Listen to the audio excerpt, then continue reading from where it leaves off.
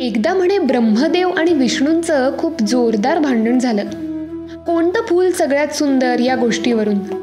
ब्रह्मदेवांचं म्हणणं होतं की कमळ, तर विष्णूंचं म्हणणं होतं गुलाब.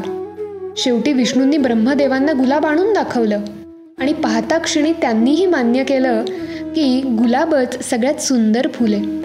गोष्ट खरी खोटी माहीत नाही, पण तेव्हापासून आजपर्यंत गुलाब फुलांचा राजा आहेच की.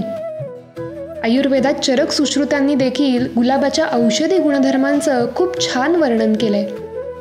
गुलाबाचा सगळ्यात महत्त्वाचा गुण म्हणजे शरीराला थंडावा देणं, आणि म्हणूनच आजची ही खास रेसिपी गुलकंदाची.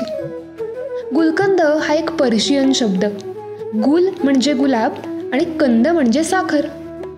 ट्रेडिशनली शतपत्री म्हणजे 100 पाकळ्या असलेल्या गुलाबाचाच गुलकंद केला जातो.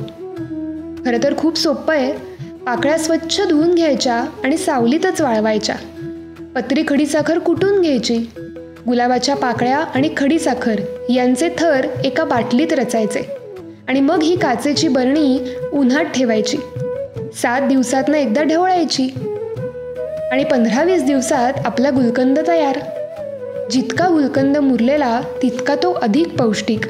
गुलकंदात गुलाब आणि पत्री खडीसाखर हे दोन्ही घटक इतके थंड आहेत की उन्हाळ्यामध्ये पित्त कमी करायला, बॉडीची हीट कमी करायला, त्यानंतर प्रेग्नन्सीमध्ये असेल तर कॉन्स्टिपेशन कमी करायला, कोणाला माउथ अल्सर्स म्हणजे सारखं तोंड येणं असे तक्रारी असतील त्यांच्यासाठी, तळहात तळपाय डोळ्यांची आगाग होत असेल या सगळ्यांसाठी, किंवा पिंपल्स ॲक्नेज येत असेल ह्याच्यावरती अप्रतिम काम करतो. त्यामुळे उन्हाळ्यात गुलकंद नक्की खा.